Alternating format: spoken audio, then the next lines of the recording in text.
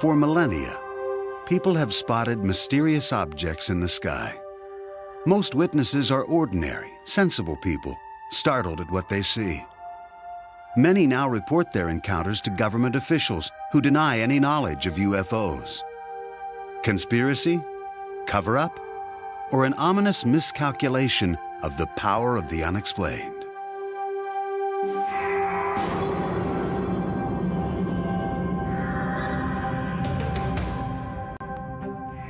(1980), 140 miles outside London on the east coast of England. Woodbridge and Brentwater's naval bases under the command of the United States Air Force. Together they formed the largest tactical fighter wing in the world. The two bases were separated by a 3-mile stretch of heavy woods known as Rendlesham Forest.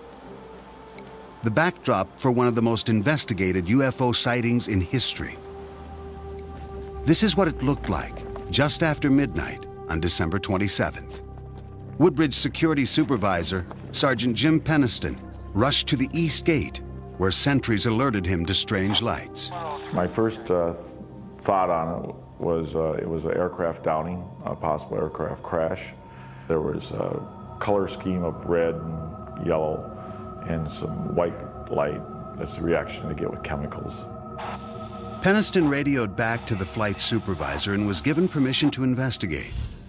He and the sentries advanced into the darkness until they stumbled on a sight they could not explain. The air, for example, had a feeling of electricity in it. My feelings at the time ran from confusion to disbelief. I could not understand for the life of me what this could be. The craft itself measured approximately 9 feet by 9 feet, triangular in shape. It had no cockpit, as far as I could tell. There was no windows, just this very highly shiny, black, glass-like material. And I think the most fascinating part of it, at least as far as I was concerned as the investigator, was the fact that this had identifiable inscription, symbols on the side of it. Peniston says he approached the craft. It was warm when he touched it. Suddenly, it began to move, lifting up silently right before his eyes and disappearing into the night sky. Peniston claims he drew this sketch of the craft at a debriefing the next morning with the Deputy Base Commander, Lieutenant Colonel Charles Halt. The next night, Halt received word that the strange lights had returned. Well, the base commander and I looked at each other quite in disbelief. And I said, well, we both agreed we needed to put this to bed. Eager to debunk the entire affair, Halt collected a Geiger counter, night vision star scope, and a handheld tape recorder.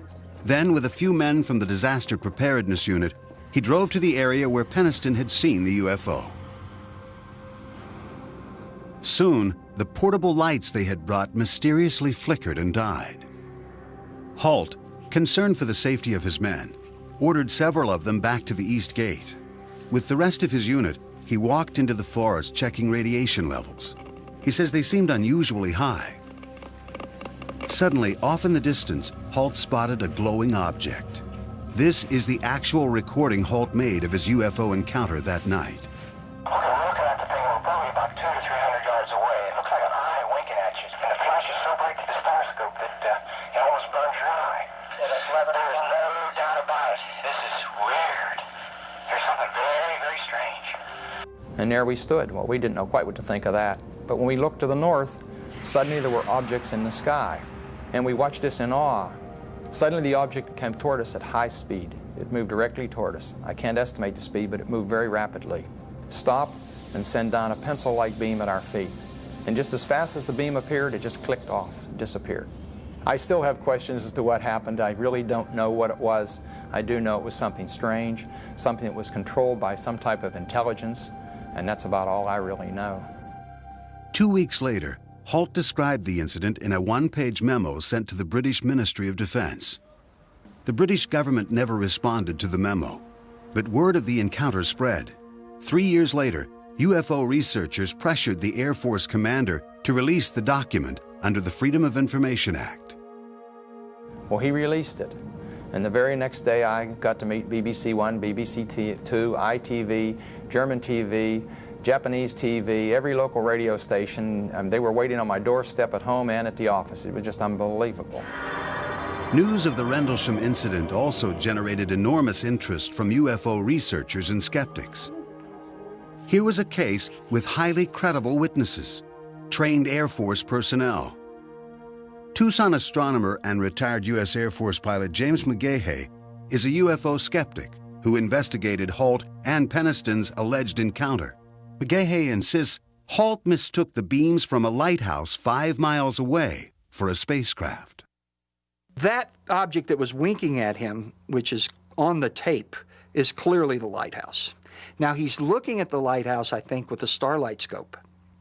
Now, remember, here comes this beam of light. He's looking at this light with 100,000 times intensity. What it's going to do is it's going to burn out the image in the center, so it's going to become black.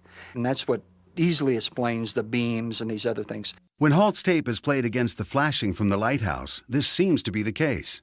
Right in this position here, straight ahead, in between the tree. There it is again. Watch, straight ahead off my flash back there. There it is. Hey, I see it too. I can't explain that. I really don't know. I never gave it any thought. I do know that the whole time we were out there, we could see the lighthouse. And the lighthouse was about 35 or 40 degrees off to our right from where this whole thing took place. Did area radar operators confirm the UFO sighting? Halt says maybe. They really didn't confirm they found anything, although later I found out that when they reviewed the tapes, they did find some things on the tape. If he has a radar report, I'd like to see it, because I investigated this and I couldn't find one. Skeptics also suggest the Rendlesham UFO might have been a meteor, bright stars, or a Russian satellite that fell out of the sky that night. To me, this is just a case of where a number of people saw some lights, got a little excited, thought about UFOs, and all of a sudden everything they see is a UFO. The first night, it was a combination of a satellite reentry, a meteor fireball, and a police car driving around in the woods. The second night, it turns out to be a lighthouse, some microwave antennas, and some stars in the sky. We had a controlled landing. Apparently, there was no crater. We also had a craft that was able to take back off with absolutely no sound, which tells me high technology, and maneuver back through the tree line, rise over the trees, hover momentarily, and then take off at incredible speed. It's just totally ridiculous to even consider that it was a Russian satellite or a meteor. Impossible. In 1991, believing serious questions were still unanswered, the British government finally responded to the Rendlesham incident. Nick Pope, its top UFO investigator, reopened the case. I've always felt that Rendlesham Forest is a case which displays a lot of important factors all drawn together. You have a multiple witness event. Those witnesses are trained military observers. The Defense Radiological Protection Service had no explanation as to why the radiation readings taken by Colonel Halt's team were so high. Undoubtedly, something very strange had happened there. Pope requested further investigation. The British government said no and closed the file. Perhaps in part due to this fact, Sergeant Peniston arrived at the site at approximately 1 a.m. and re-emerged from Rendlesham Forest after dawn, but can only account for less than an hour of his time. Skeptics question how Peniston could make such an historic discovery and yet not report back to the base for several hours. What we had thought was apparently only maybe an hour's worth of investigation time turned out to be 4 hours. I got a feeling that might have been the adrenaline. We were pumped up at that point in time. What is it that Peniston says he saw and touched that night? To this day, he is perplexed by the entire incident. Something that can sustain a controlled flight, something that has mass, something that makes no sound, and something that can take off at incredible speeds back up into the atmosphere. Explain it. I can't. Unknown forms in the sky surprise and alarm citizens below, sometimes causing governments to do battle with the unexplained. Belgium, the center of Europe, and the focus of one of the most famous UFO encounters in history. On the evening of November 15, 1989, police officer Francis Michelzik had completed a few hours of routine patrol in Anze, Belgian village near the German border, when Michelzik says he looked up and became one of the first witnesses of the Belgian wave. Nous avons observé une masse importante qui était dans le ciel. We saw a large mass in the sky, a triangular mass with three lights oriented downward, about 200 meters from our police van. Cet objet ne faisait pas de bruit et était immobile. The object was silent and immobile. This object did not correspond in any way to anything we'd seen before. À ce que nous avions déjà pu voir dans le passé. 2 weeks later, Dieter Plumens, a member of the Gendarmerie, the Belgian National Police Force, heard over his police radio fellow officers nearby reporting a strange object in the night sky. At first, when we heard our colleagues talking to dispatching, we thought they were crazy. Plumens requested permission to investigate, and when he reached the edge of town, he says he witnessed an astounding sight.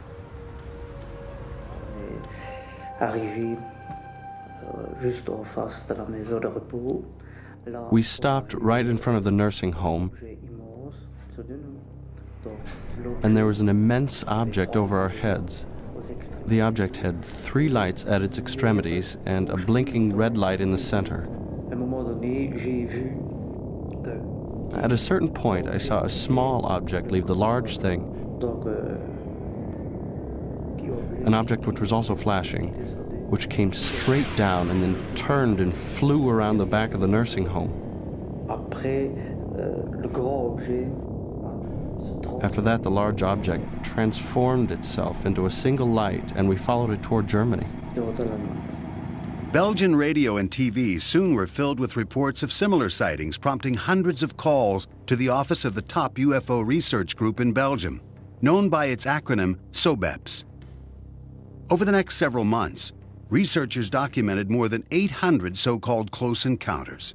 SOBEPS eventually published 2 thick volumes on the Belgian wave.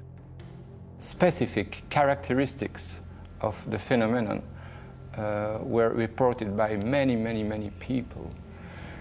We have hundreds of reports of people who mentioned something below a distance of 100 meters.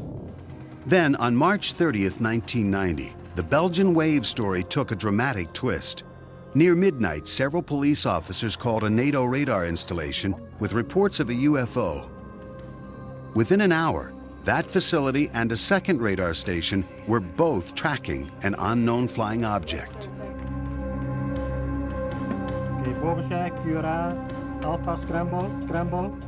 The chief of operations for the Belgian Air Force, Lieutenant Colonel Wilfred de Brouwer, ordered ground command to scramble a pair of F-16 fighter jets armed with missiles.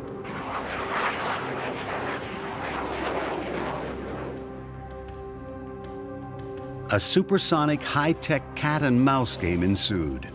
The jets' radar locked on to their targets 9 times. But with each lock-on, the object drastically changed its position. After an hour, the F-16s lost contact and returned to base. For weeks, the encounter was kept under wraps, but Colonel de Brouwer felt compelled to share what he knew. During an interview with a reporter from one of Europe's most popular magazines, Paris Match, de Brouwer described what happened. The story stopped the presses. Within days, de Brouwer called a news conference and told reporters from around the world what he knew and what he didn't know. This is what the pilots saw on their radar. The UFO appears as a diamond in the center of the screen. What these pilots detected was well outside the normal flying envelope of an airplane. In other words, sometimes they had what we call lock-ons on a target, which gave a parameters varying from speeds between 150 knots till 990 knots. an acceleration which occurred in a few seconds. These speeds would be impossible to tolerate for a human being. Colonel de Brouwer never suggested the mysterious flying craft was from outer space. He only said its speed and rate of acceleration were unexplained. Over the next few months, the sightings became more sporadic, and the Belgian wave came to an end. Did the skies over Belgium become a way station for alien spacecraft? If not, what did thousands of people witness? Physical evidence is the key to proving the existence of UFOs. The Belgian wave, despite hundreds of credible eyewitnesses, has produced only one piece of convincing evidence. This photo, taken by a civilian bystander in the town of Petit-Réchon. The photo was examined by former NASA scientist Richard Haynes, a specialist in vision, optics, and human perception. My analysis of the Petit-Réchon photograph suggests very strongly to me that the object that was photographed does not obey laws of physics as we know them. Second point I would make is it's not a forgery. And finally, I think that there may be some clues in this photograph having to do with propulsion and lift. Belgian scientists and skeptics tried to calm what they considered the UFO hysteria of the Belgian wave. A professor at the Astrophysics Institute at Belgium's prestigious University of Liège, Pierre Mega, decided to put the Petit-Réchon photo to his test.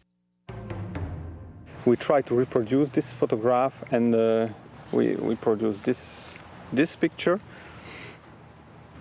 which is well, very close to the original picture. So I think the only way to go ahead and to try to understand more is to do as we did, to analyze the witness report together with the photograph and to see if everything is consistent. And there are so many inconsistencies that it's very hard to believe it's a true picture. I don't see how someone could recreate this down at almost the grain level of the film. It would take a Steven Spielberg kind of a capability to do this in a technical laboratory.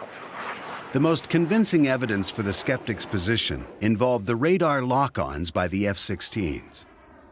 Belgium's Electronic War Center analyzed the radar tapes and found that the object descended below ground level at some points, a physical impossibility.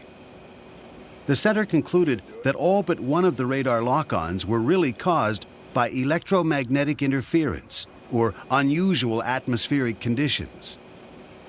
Eventually, even SOBEPS agreed, but one major question remains unanswered and unexplained. Experts say that when ground-based and air-based radar track the same object simultaneously, the object is real. One of the lock-ons, a simultaneous tracking of the UFO by one of the F-16s and the ground radar station, has never been explained.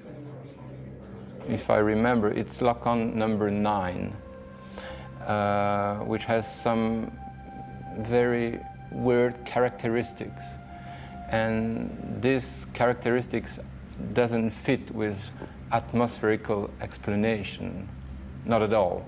Thousands of people still wonder if what they saw came from another world. Others ask if that single perplexing radar report is a clue to civilizations in distant galaxies. Questions for those who find answers in the unexplained. For years, the U.S. government seriously investigated sightings of UFOs. Thousands of cases passed through the hands of military and other government agencies. Most of these cases had rational explanations. The rest remained classified as unexplained.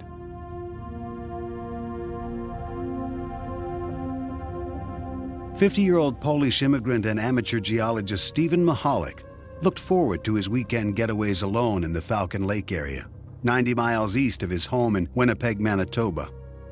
This was Mahalik's favorite prospecting site. Around noon on May 20th, 1967, as he examined a quartz formation, Mahalik was distracted by some unruly geese. He looked up and was transfixed. He says he saw 2 cigar-shaped objects glowing red in the sky. The following is a recording Mahalik later made of what he saw next. The size, was amazing. And here they're coming down. With speed, I just can't describe. Amazing speed. Mahalik says one of them stopped, suddenly accelerated, then disappeared. The other landed about 50 yards away. He watched in awe. I hear shh, and I hear a high-pitched whistle of running equipment, pumps on high speed. When the thing landed, it was of gray-pink color.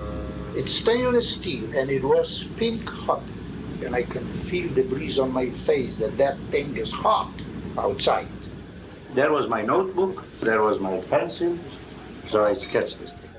Mahalik claims it was round, about 40 feet long and about 10 feet high.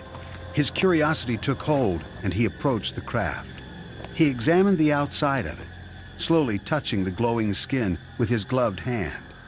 It was fiery hot, nearly melting the palm of his rubber glove. Mahalik says the craft rotated, turning its grid-like exhaust vent toward him. The blast of hot gas from the vent knocked him to the ground, setting his shirt and undershirt on fire.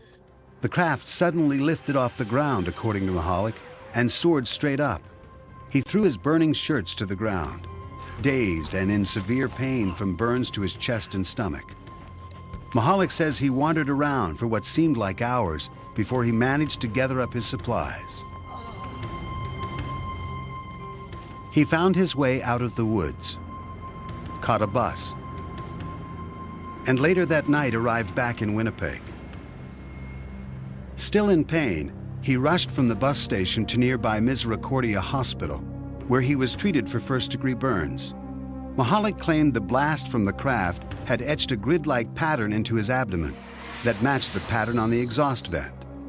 The next day, Sunday, he was spirited off to the St. Regis Hotel after convincing the managing editor of Winnipeg's highly regarded daily newspaper, the Winnipeg Tribune, that his extraordinary encounter was real. At that time, I said, okay, as any newsman would have done, draw it. I gave him a piece of paper. I think that drawing has become the most famous UFO piece of evidence in the world today. He sat down, he drew it in front of me. I hid it. I talked to him. I called doctors, I called police, and I sure as hell didn't want the Winnipeg Free Press getting the story. Monday's edition of the Tribune led with this headline: Mahalik soon became a sensation worldwide. What followed was one of the most intensely examined UFO cases on record. Over the next 2 years, Mahalik's burns kept recurring, and no one could explain why. He was examined by more than a dozen physicians in Canada and the United States, including doctors at the Mayo Clinic.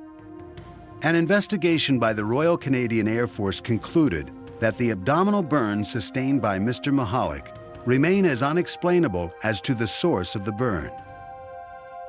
The Mayo Clinic psychological report concluded that Mahalik was not prone to delusions, hallucinations, or any type of emotional disorder.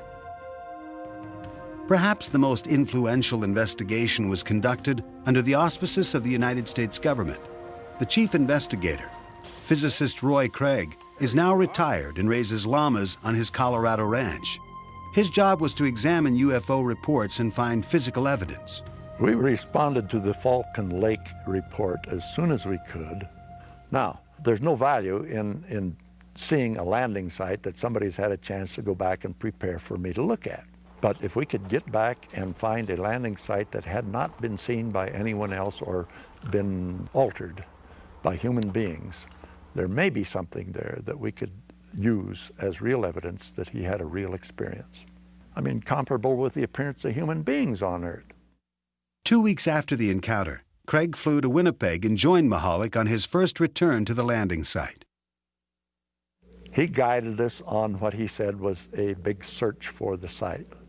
Actually, we just roamed around in haphazard circles, coming back to about where we started, and didn't go very far at all. He was trying to give us the impression of leading us on a search for a site.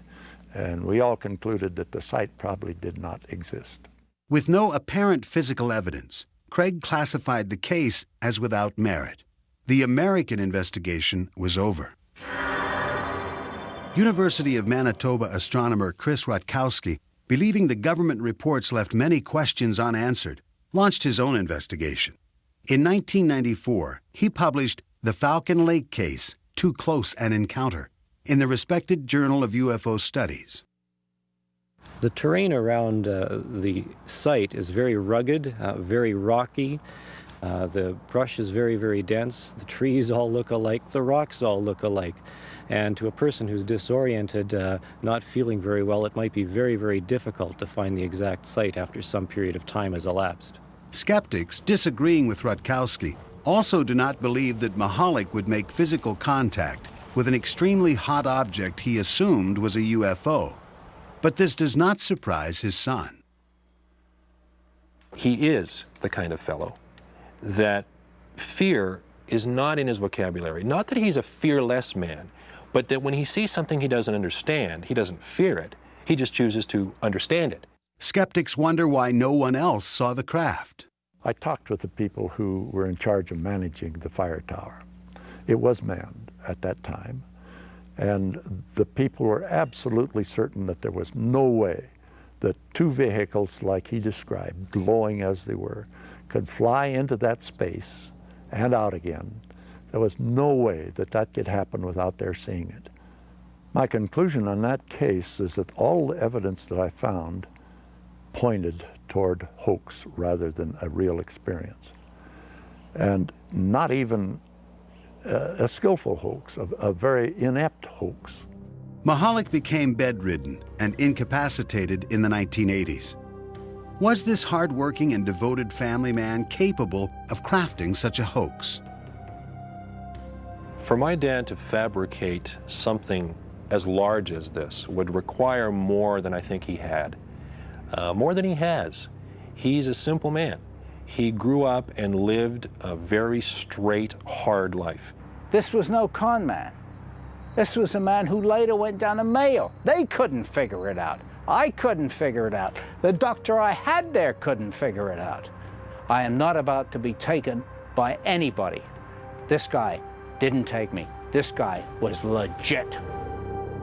Stephen Mahalik never wavered from his story. He believed he had encountered a UFO. Roy Craig and the U.S. government disagreed, but they never classified the case as solved. The official report lists Mahalik's sighting as unexplained. In the past, the U.S. government routinely took a keen interest in reports of UFOs. Now, it denies any investigative role, leaving only questions for witnesses of close encounters with the unexplained. On the night of March 8, 1994, something strange was sighted in the skies over Holland, Michigan, on the southeastern shore of Lake Michigan. Witnesses were startled and called police. There were at least 4 lights, and they were all flashing like okay, they were the sequence. It was a kind of like a V. There was like probably 4 or 5 lights, and they were all flashing right in a row from the top all the way down to the bottom.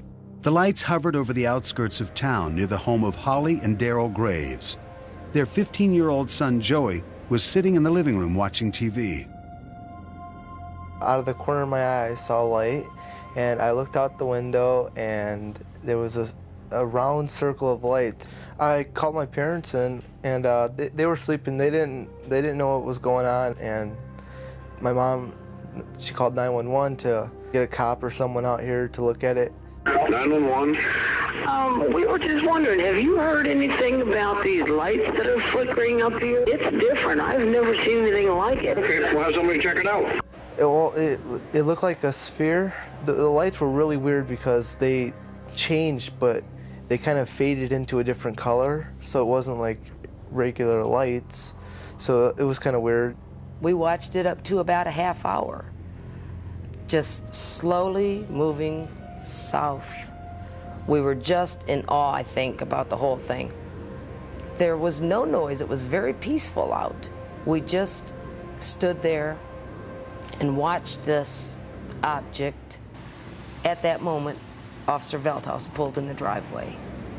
Well, what I saw were two bright lights. Their movement was something that really caught my attention. Their speed accelerated, and then it slowed down again. And I decided to have our 911 dispatcher contact a radar operator in Muskegon, Michigan. It was a clear night. It was about 10 p.m. I was alone on duty, and we had a call from the central dispatcher in Ottawa County, which is quite common for the police department to call us whenever they have any type of weather questions. Weather Service, Muskegon. Hi, Muskegon. This is Ottawa County 911 calling. You getting anything weird down in the southern Ottawa County area? Bouchon checked his radar for any images, what radar operators call returns. I'm seeing 3 of those. They're very strong. These are huge returns. I've never seen anything like this. Not even when I'm doing storms. This is really weird. These are bigger than planes. They're about over center of Lake Michigan, 3 of them in a triangle. What was extraordinary about this case was that radar apparently detected the object at the same time witnesses saw it. It is a level of confirmation rarely achieved in reported UFO sightings. Airplanes look like they're moving. These were just sitting still. And then a few minutes later, they would disappear from one spot and show up somewhere else. I really didn't know what it was. Strange lights in the night sky, moving at otherworldly speed. The image confirmed on a radar screen. Was this finally convincing evidence of a technology far beyond our own? Had alien spacecraft paid a visit to Holland, Michigan? There was no explanation for these sightings. A reporter for the Muskegon Chronicle, Michael Walsh, decided to investigate for himself. He too found the story remarkable. We've had past articles where people have reported some strange phenomena, especially at this time of year. But not once did we ever have any dual confirmations, visual plus the radar.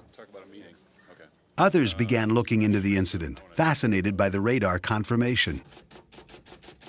A professor of natural sciences and, at the same time, the editor of the Journal of UFO Studies, UFO researcher Michael Swords met with radar operator Jack Bouchon.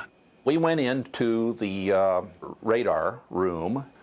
This young fellow really knew how to use the equipment. He would show us the difference between a hard count of something like an airliner and a soft response of something like a storm cloud. And it was obvious this was an extremely competent operator. Skeptics point out that Bouchon was still a Weather Service intern at the time of the sighting. California engineer and skeptic Robert Schaefer thinks he can explain what the images really were. The National Weather Service says that they tracked the number of objects over Lake Michigan, but of course not everything that turns up on radar is a solid object. Radar is subjected to mirage conditions of various kinds. Schaefer believes that the sightings over the lake can be explained by a natural phenomenon, which usually happens over Lake Michigan in the spring. Warm air moves over the cold waters of the lake. The layer of cold air trapped beneath the layer of warm air creates a mirror effect in the sky by bending the light. This effect is called a temperature inversion. One of the best-known investigators of UFO sightings, Philip J. Klass, is a technical journalist for Aviation Week in Space Technology and an expert on radar systems. Ground radar, especially during temperature inversion conditions, the rays can be, instead of going straight out, they can be bent downwards, so where you get echoes from the ground. We're trained to know the difference between temperature inversions and, for instance, precipitation, because they appear to be the same thing. Klass says that since Bouchon was using old linear radar, not the newer Doppler radar, the images were probably atmospheric tricks. It is a weather radar. It is not designed, especially, to detect metal objects or aircraft. These returns were not only hard returns, but they showed up in this geometric pattern. And that when, say, the lead return would move out into Lake Michigan, the other two would stay behind. Then they would move to reform the triangle. In fact, according to Muskegon Chronicle reporter Michael Walsh, most of the UFO witnesses did report strikingly similar patterns, shapes, and sizes.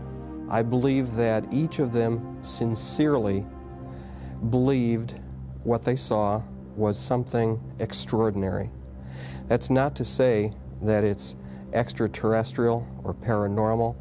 It may very well be a very physical manifestation of something that we don't yet know about.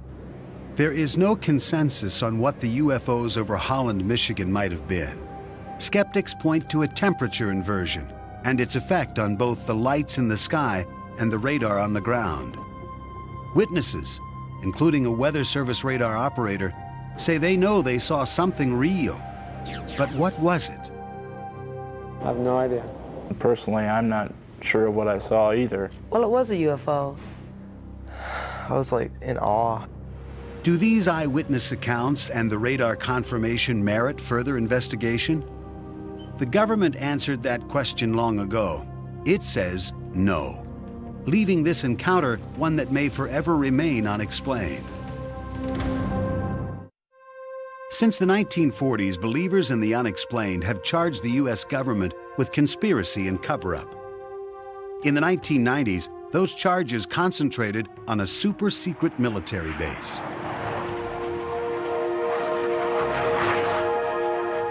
In the heart of the desert, on the outskirts of Las Vegas, sits Nellis Air Force Base.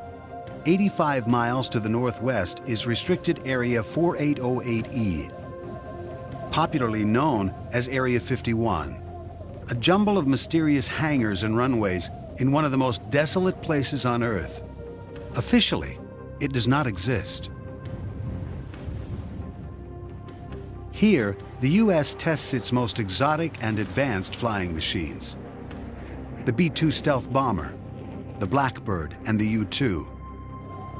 The Area 51 control tower identifies itself to area pilots only as Dreamland. There are no tours of Area 51. Instead, soldiers carry loaded machine guns with the authorization to use them. This base, shrouded in secrecy, has become for many the focus of the world's fascination with UFOs and its hope for contact with extraterrestrial life.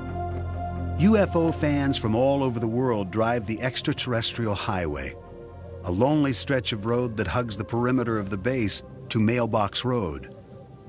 From this location, hundreds of UFO sightings have been reported.